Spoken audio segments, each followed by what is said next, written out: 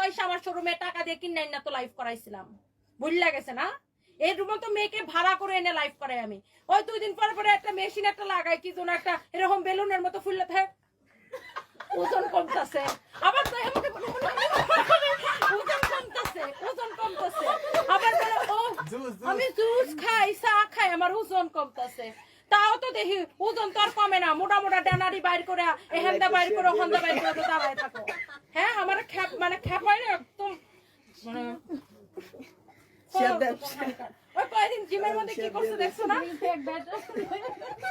আর চলে তো মানে জামাই হয়েছে এরম তবলা বাদকের বাদক যে বউ ঘুরে সারাদিন হিজড়া বেড়া গলইয়া, হ্যাঁ এমন তবলা বাদকের বাদক।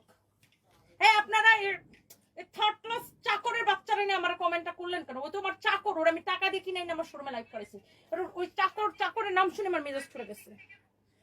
ওরে দিয়ে আমার ভাইরাল হওয়া লাগবে যে রে কিরে তোরে 15,000 টাকা দিয়ে কিনে লাইভ করেছিল।